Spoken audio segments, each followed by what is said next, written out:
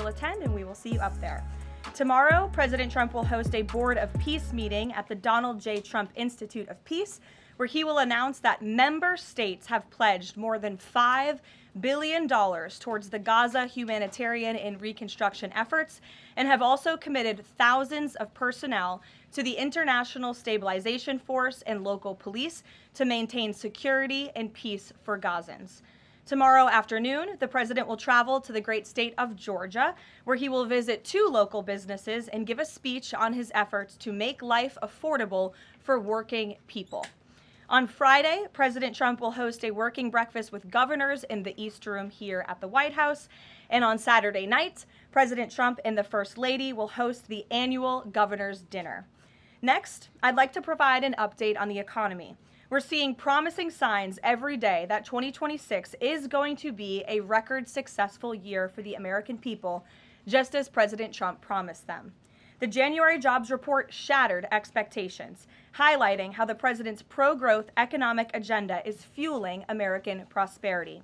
The economy added 172,000 new private sector jobs to kick off the year. That's more than 2.5 times economists' predictions. The labor force participation rate went up while the unemployment rate fell. The prime age labor force participation rate is now at its highest since 2001. Most importantly, 100% of all job creation under President Trump continues to be in the private sector. This is truly remarkable. That's 615,000 private sector jobs that have been added in President Trump's second term thus far. These are real working people. These are real American families who will be living out their American dream. Meanwhile, federal government employment has shrunk to its lowest level since 1966, saving taxpayers $29 billion annually. And all of the net job growth under President Trump has gone to native-born Americans, ending the disgraceful pattern under Joe Biden of job gains going to non-citizens and illegal aliens. Additionally, on inflation, the new CPI report is even more proof of the progress made by President Trump. Despite all of the doom casting from the so-called experts, the president has managed to utilize powerful tariffs to secure trillions of dollars in investments into our country and rebalance our trade deals while simultaneously cooling inflation. Year-over-year inflation fell to 2.4% in January, beating expectations again and marking the lowest level since May. Core inflation, the best measure of inflation, dropped to its lowest level in nearly 5 years. Meanwhile, real average hourly earnings for all private sector workers rose in the month of January, which means more money is going back directly into people's pockets. After only 1 year of President Trump back in office, real earnings for all private sector workers have outpaced inflation by nearly $1,400, earning back roughly half of the $2,900 they lost under Joe Biden when 40-year high inflation was stealing Americans' purchasing power.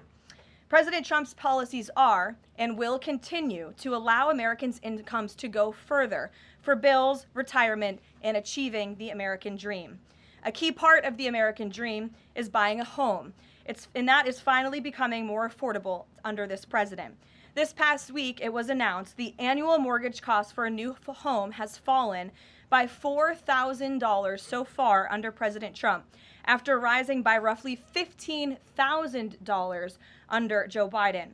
As a result, mortgage affordability has reached a 4-year best following recent bold action by the president to make home ownership more attainable for American families, not large Wall Street corporate institutional investors.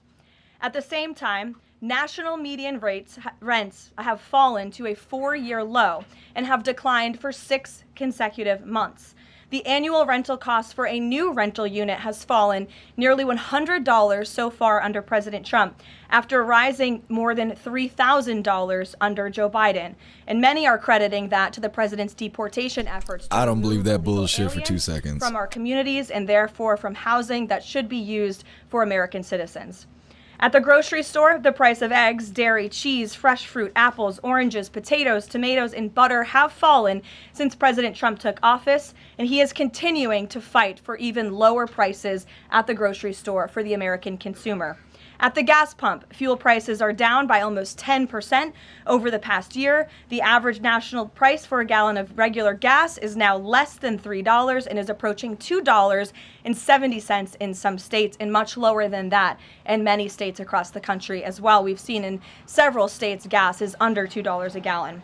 And at the pharmacy, prescription drug prices are down over the past year, with even more price relief ahead for American patients, thanks to President Trump's most favored nation drug pricing deals and the great healthcare plan, which he is calling on Congress to pass as soon as possible. What President Trump wants Americans to understand is that this is only the start and the best is yet to come. The historic success that we have seen since he took office is just the beginning of enormous growth and opportunity that we are about to witness. And I know the president looks forward to hitting the road and being with the great people of Georgia tomorrow to talk about just this.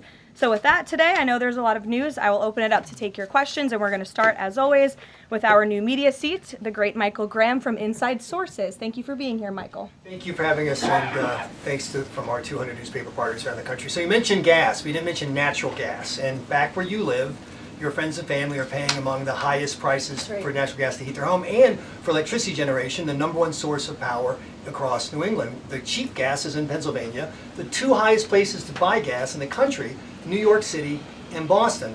The problem is the blue states will not allow the gas to travel to produce electricity or to reach customers. When President Trump first came back in office, there was some talk, him and Governor Hochul in New York possibly reaching a deal.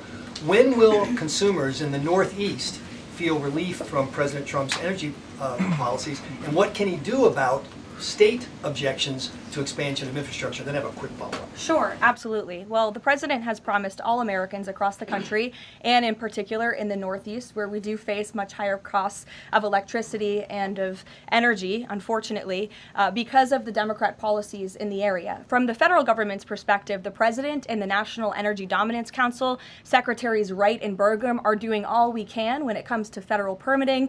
The drill, baby, drill agenda is obviously underway. The president has made a huge push for more fossil fuels in this country. You look at what he did last week with respect to coal. Coal truly keeps the lights on in this country. We learned that in the recent winter storms. However, there's only so much that can be done at the federal level. That's why the president has called on blue state governors to participate in this energy dominance agenda, including governors in New England and the Northeast, by contacting Governor Hochul directly to get this Constitution pipeline underway. This is not only going to bring down the cost of energy in the Northeast, it's also going to support job growth and energy affordability and more opportunity for workers in the Northeast. And I just have a quick statistic here on energy that I found fascinating, and it's obviously true because I'm saying it up here. Red states with Republican legislatures currently enjoy lower average retail electricity prices than blue states with Democrat legislatures. And that's exactly why the president is calling on all blue state governors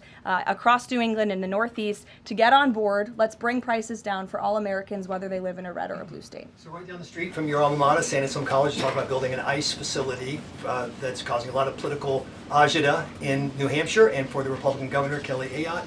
Seems to be some miscommunications argued on both sides.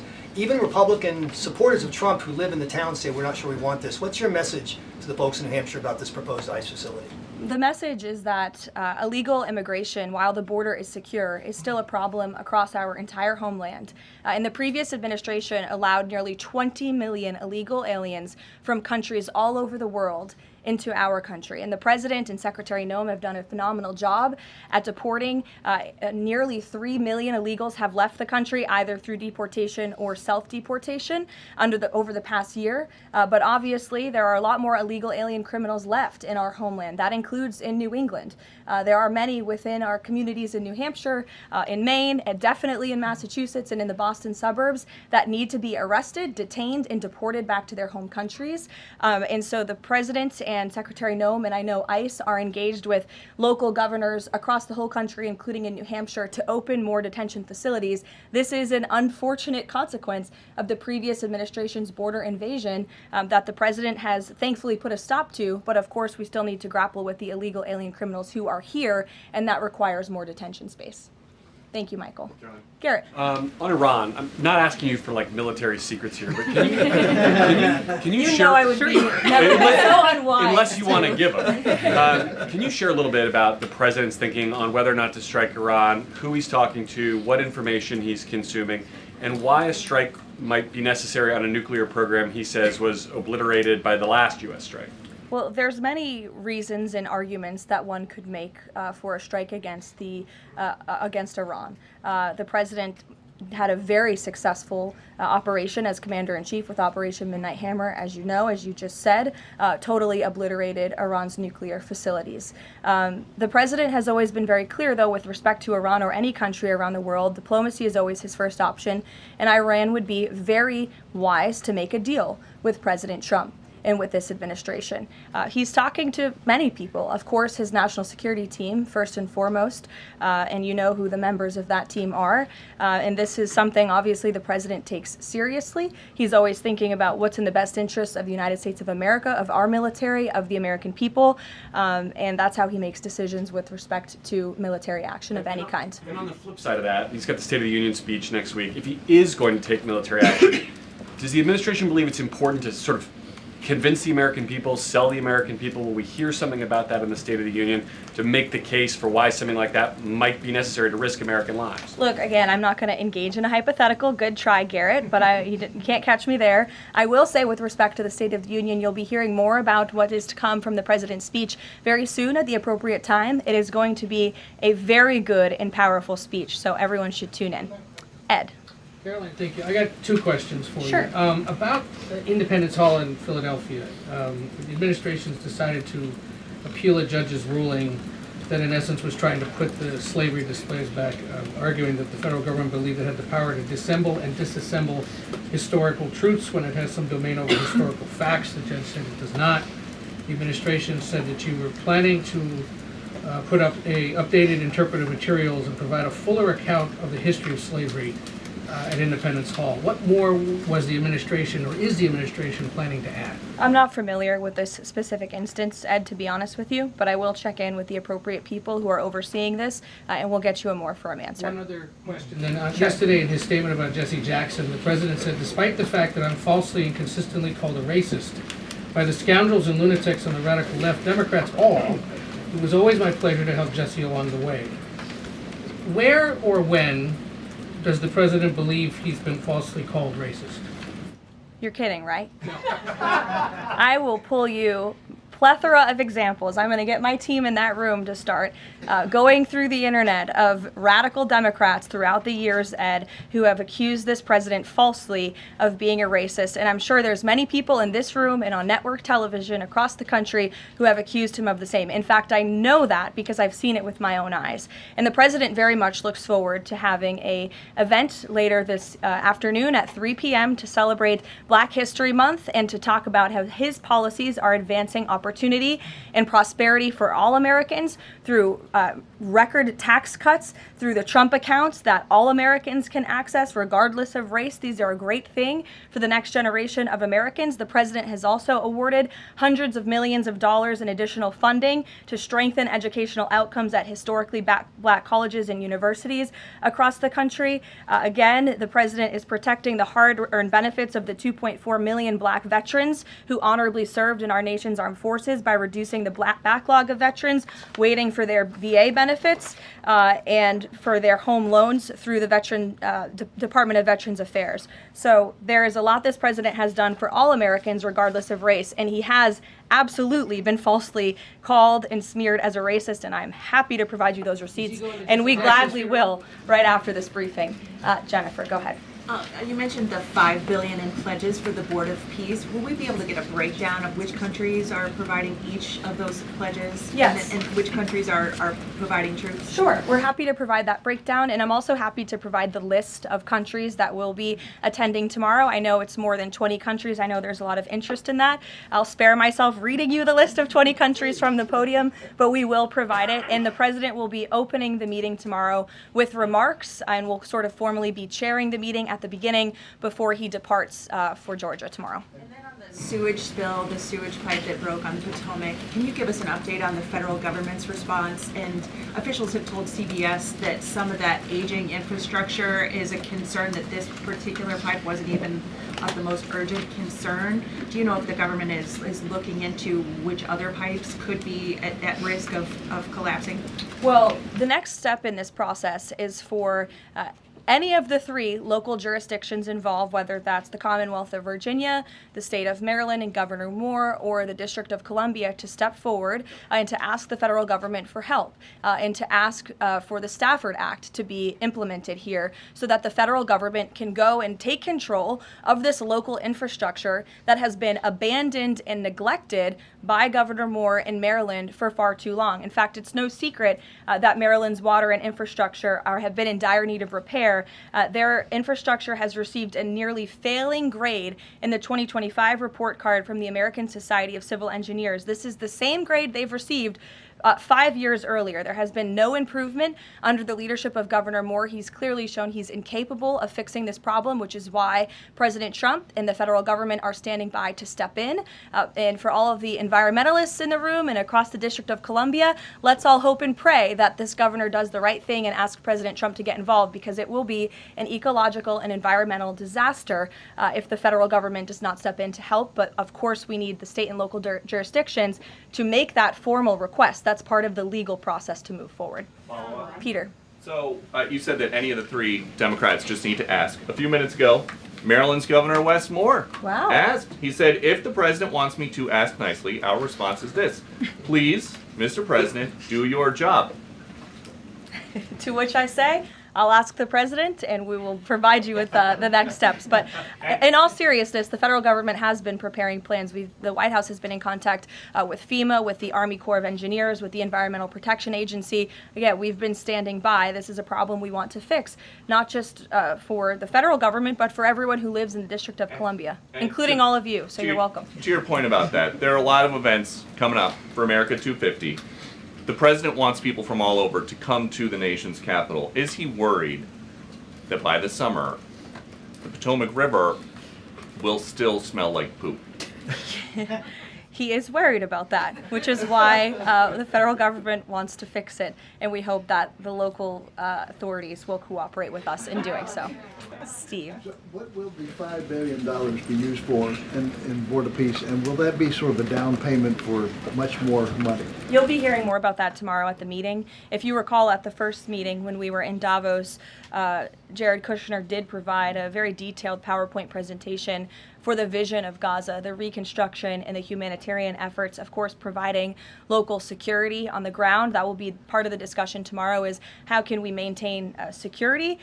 First, you must achieve security to get to prosperity, which is sort of the second part of this plan. So you'll be hearing more about that tomorrow, but I would just point out, $5 billion worth of investment. We're talking about reconstructing Gaza. I remember when those words came from the president's lips in the East Room many months ago, and all of you in the press were bewildered at how the president could have such an ambitious goal of rebuilding Gaza, which is obviously a place that has been just turmoiled by violence and chaos for many, many years. But we are well underway in doing that, and it's a historic accomplishment for this president. Secondly, is the president seeing enough progress in the Iran talks to let negotiations go a little further? I mean, where do things stand after yesterday's talks? I think you heard from the administration and the State Department yesterday that there was a little bit of progress made, but we're still very far apart on some issues. I believe the Iranians are expected to come back to us with some more detail in the next couple of weeks, and so the president will continue to watch how this plays out. Sure. Follow up on that. Thank you, Karoline. On these Iran talks, I mean, how much time is the president willing to give it before he is seriously maybe considering military action? Is he willing to give it that full 2 weeks? And has he given the Iranian officials a deadline on when he wants to see a deal? It's a fair question, Rachel, but I'm not going to set deadlines on behalf of the president of the United States. And then just one more on the shutdown. We're now in this partial shutdown over DHS funding. Has the president personally spoken to the Democratic leaders in Congress? Can we expect to see them at the White House to try to make a deal on this? Not to my knowledge. He hasn't had any direct conversation or correspondence with Democrat lawmakers recently. It doesn't mean he's not willing to. I'm just not aware of any conversations that have taken place. I do know the White House and the president's representatives have been in direct conversations with both Democrats and Republicans, but of course, Democrats are the reason that the Department of Homeland Security is currently shut down. They have chosen to act against the American people for political reasons, and now we have FEMA workers, the men and women of the United States Coast Guard, men and women of TSA who keep our airports moving, who will be working without paychecks for no good reason other than the Democrats wanting to pick a fight with Donald Trump. And the president thinks that is irresponsible and despicable. He wants the government to be open. We've been engaged in good faith negotiations with the Democrats. Last night they sent over a counter proposal that frankly was very unserious, and we hope they get serious very soon because Americans are going to be impacted by this. Sure. Thanks, Karoline. President Trump has talked about a forthcoming executive order on voter ID. Is there more details you can provide about for that? And can you talk about any steps that you're taking to overcome court challenges that you've kind of faced in this area before on voting? Well, as the president said in that Truth Social post, he's discussing and exploring legal options for a potential executive order with respect to voter ID, but this is something he's made very clear he wants Congress to get done. The Save America Act is a common sense piece of legislation that has now passed the House of Representatives to ensure that voter ID is a requirement in the United States of America. This is a common sense policy that nearly 90% of the country agrees with. You need an ID to go and purchase alcohol. You need an ID to go to the library and check out a book.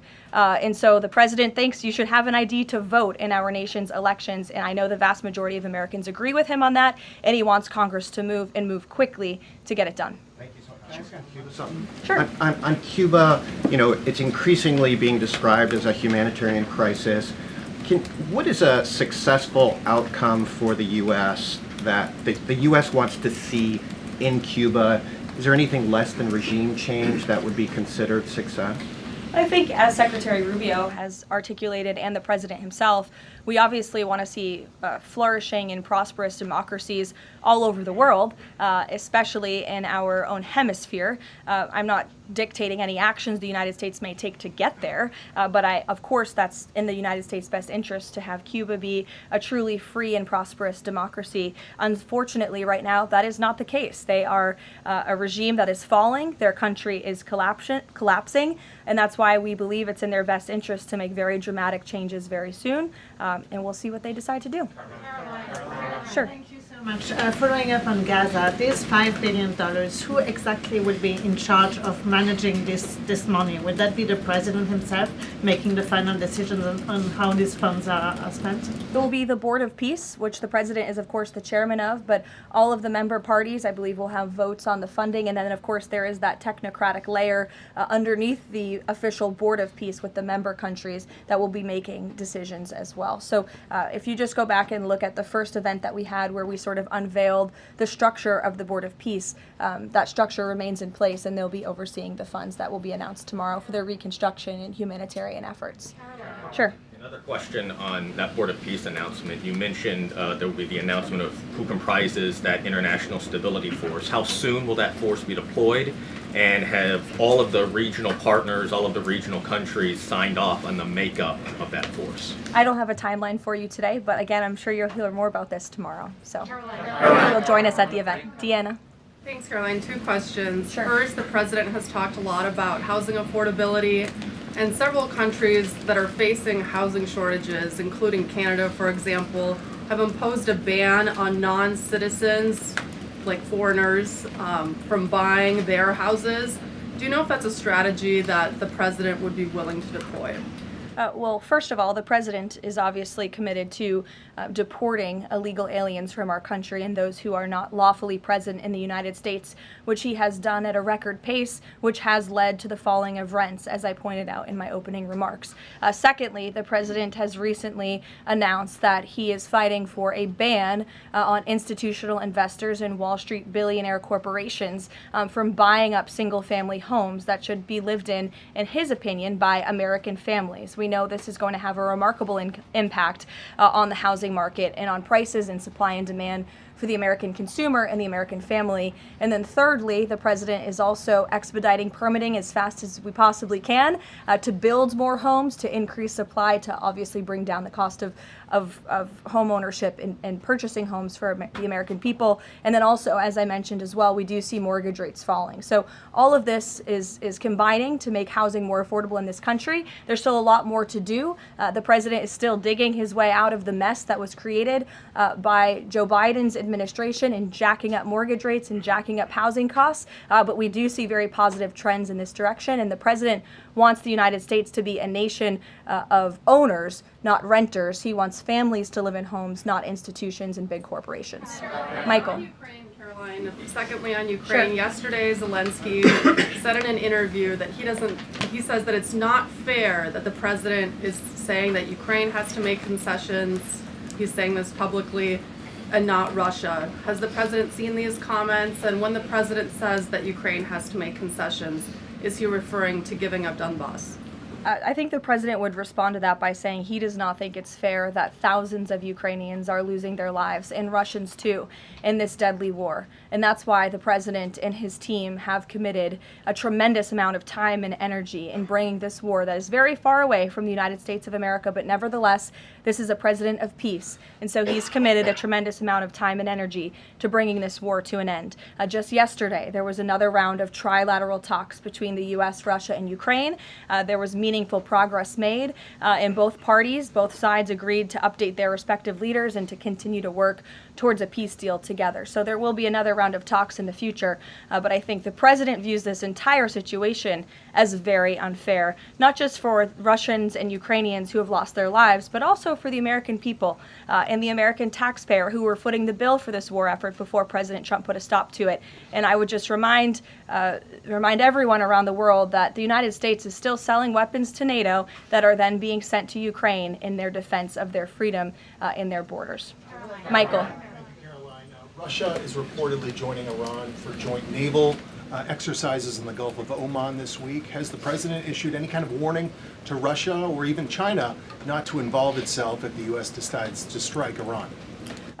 Not to my knowledge, no, or not that I would dictate from this podium. I wouldn't reveal the president's private conversations with world leaders. With respect to that, again, when it comes to Iran, the president has a decision to make, and he will do that, and I'm not going to broadcast what that decision may be ahead of him.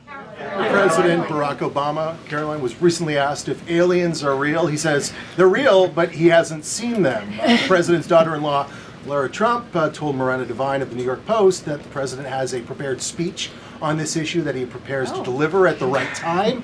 Is that true? And does the Trump administration believe aliens are real?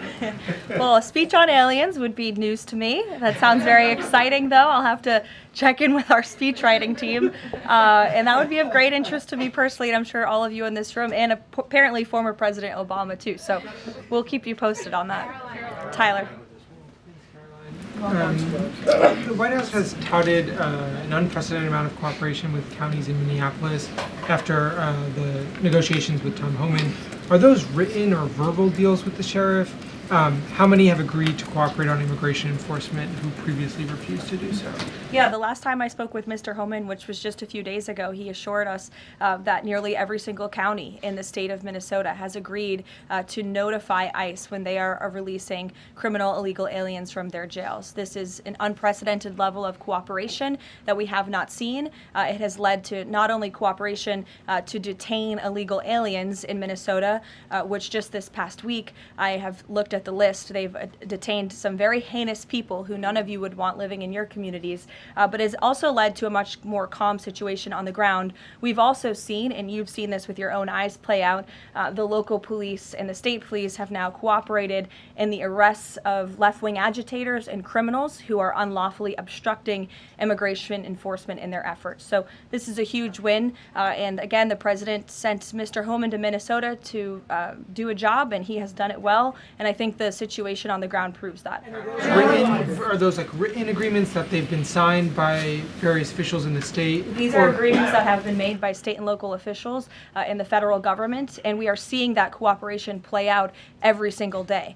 These counties are notifying ICE when they are releasing criminal illegals from their jail, and we do know that they are arresting left-wing agitators who are unlawfully impeding law enforcement. There's video to show that.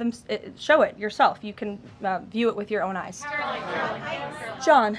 Thank you, Karoline. You mentioned two things: DHS closed and the SAVE Act IDs.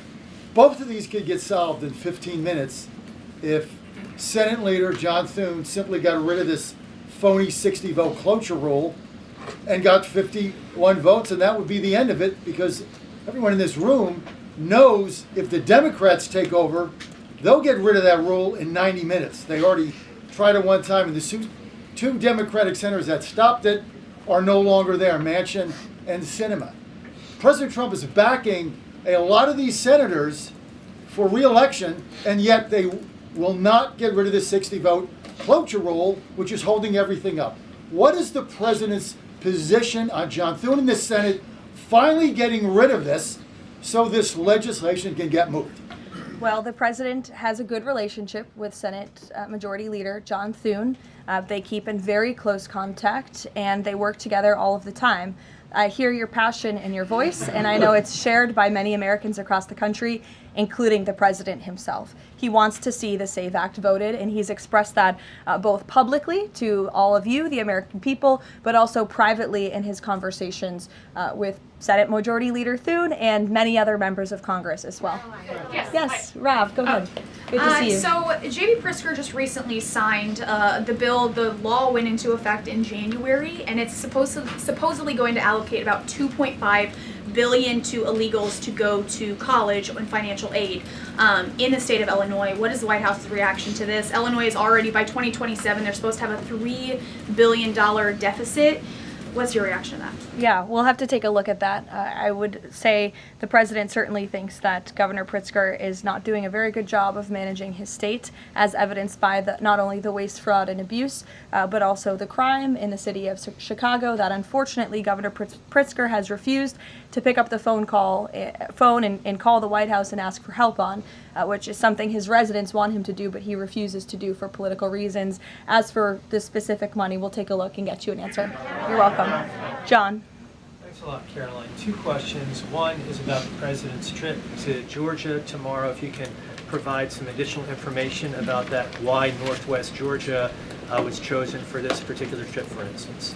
Sure. Well, Georgia is obviously a very important state to the president and to the Republican Party, and the president loves the people of Georgia. He'll be touring, like I said, a steel facility, and then he'll also be stopping by another local business, and he will be giving remarks on affordability, on the economy, on all of the great economic news that I just shared with you earlier. He'll be meeting and greeting with everyday Americans, and that's what the president loves to do, to get out across the country, and he's spoken about his intention to go across the country a lot more, and obviously tomorrow's trip is evidence of that.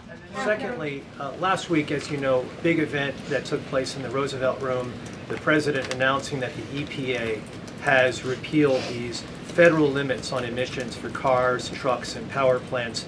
And in the president's presentation, he mentioned that American families will save $2,500 for a new car or truck. Where is the promise coming from automakers that they're going to pass along their savings to those families all across the country? It's a great question, John. That was an economic analysis that was provided to the president, and I'd be happy to provide that to you so you can take a look yourself. But I'm glad you brought up the president's announcement last week, because this is one of the largest deregulatory actions ever taken in the United States of America. And overall, it's going to save our country $1.3 trillion in regulatory burdens that have really done nothing for our country, nothing for our environment, nothing for our economy. In fact, this announcement received widespread and bipartisan praise. I think I recall seeing the editorial board of the Washington Post, of all places, even commending the president and Administrator Zeldin for this historic action last week. So there's no doubt it is going to save the American consumer money, and I'd be happy to provide that specific economic analysis to you. Sure, in the middle, go ahead. Yes. Thank you. Governor Moore in Maryland signed a bill that is ending the law enforcement cooperation with ICE. And by doing that, a lot of local sheriffs are not happy, and in fact, they met today in Annapolis to come up with illegal action. What is the message of the White House to those sheriffs and to the residents of Maryland? Well, first of all, it's another despicable action by Governor Wes Moore. Why would you prevent your state and local law enforcement from cooperating with federal law enforcement? If you just ask them, to your point, if you ask a sheriff across the country if they want to have that level of cooperation and coordination with the federal government, of course they do. It makes their jobs easier. It keeps them out of hostile and dangerous environments. It allows them to detain illegal alien criminals who have committed heinous crimes in our country with the most safe circumstances possible. So the president, of course, continues to always stand on the side of law enforcement, and this is another just horrible and frankly political action taken by Governor Wes Moore, and unfortunately the people of his state are going to reap the consequences of it. Sure. Thank you, Caroline. President Trump just said on Truth Social that it would be a big mistake for the UK to hand over control of Chagos Islands to Mauritius. But the State Department earlier this week has said that the U.S. does support that handover. So does this post now suggest that the U.S. does not, or that President Trump has changed his mind on this? The post should be taken as the policy of the Trump administration. It's coming straight from the horse's mouth. When you see it on Truth Social, you know it's directly from President Trump. That's the beauty of this president and his transparency and relaying this administration's policies to all of you and to the rest of the world. Carrie, go ahead. There's been a series of walkouts from public school students that have been sort of provoked by a number of public school administrators. What are your thoughts on this? What's the administration's thoughts on this? Will they be taking any actions on these walkouts against ICE? Look, I think obviously the president and the administration support the First Amendment rights of all American citizens, and if they're peacefully protesting, then that's their constitutional obligation and right and responsibility to do so. Of course, the administration also wants to see American school children in school learning and educating, and I think it does speak to the left-wing bias that is unfortunately very present in our nation's public school system, and it's something that Secretary McMahon has been working very hard to root out of our public school system by ensuring that local governance and local control takes place over our nation's public schools, and that parents and educators closest to students have a greater say over curriculum and academia in our country. Take a couple more. Go ahead. Thank you, Caroline. The Vatican announced earlier today that they would not be joining the Board of Peace initiatives over concerns that it could potentially compete with the United Nations over handling crisis conflicts. What's the White House's response to that? Yeah, look, we saw that. I think it's deeply unfortunate. I don't think that peace should be partisan or political or controversial. And of course, the administration wants all those who were invited to join the Board of Peace to join. Because again, the Board of Peace is overseeing the reconstruction of a territory that has been plagued with violence, with bloodshed, with poverty for far too long. And this president has a very bold and ambitious plan and vision to rebuild and reconstruct Gaza, which is well underway because of the Board of Peace. This is a legitimate organization where there are tens of member countries from around the world, and we think that's an unfortunate decision. In the back, sure. Thank you, Caroline. For me? I'll go to both of you, sure. Okay. Go ahead, and then Jake, you can go. Caroline, can you tell me, is there an update regarding the tariff rebate checks that the White House has promised? I don't have an update for you on timeline, but I know that it's something that the president and his economic team continue to very seriously discuss. Thank you, Caroline. I've got two questions. First, does the president see some sort of religious or prophetic component to the unfolding developments in the Middle East? I haven't spoken to him about that particular perspective, to be honest with you, but of course the president wants peace for all people of all faiths all around the world, and that's part of his push to create peace in the Middle East, which he has done successfully. And my second question is, as this popularity rises around the world, and especially in regions where it's invested so much effort in promoting peace and ending wars, do you think we might be watching the emergence of a global MAGA movement? Is this something that the president has discussed at all? Well, I don't know, Jake, but I sure hope so. Take a couple more. Go ahead. Sure. I wanted to ask you about Iran. As the U.S. military builds up around Iran, is President Trump coordinating war plans with Israel so that if he does decide to strike, that Israel will be a part of those strikes?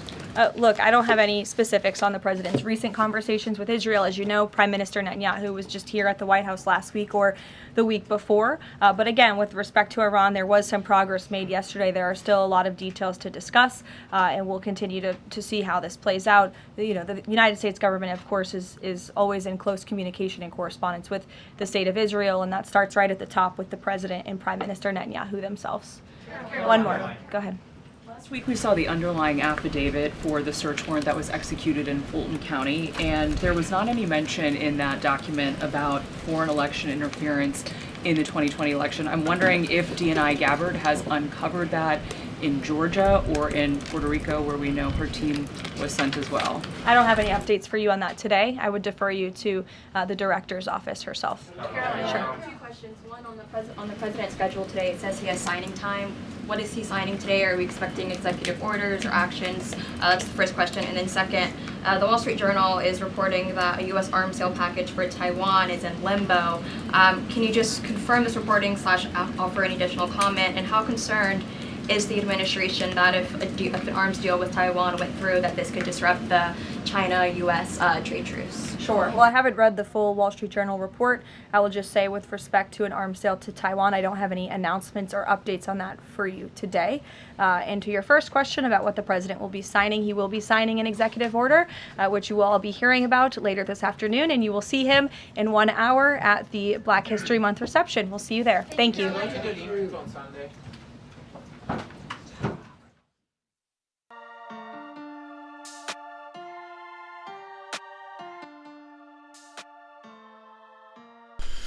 All right. Well, that was Karoline Leavitt doing the thing.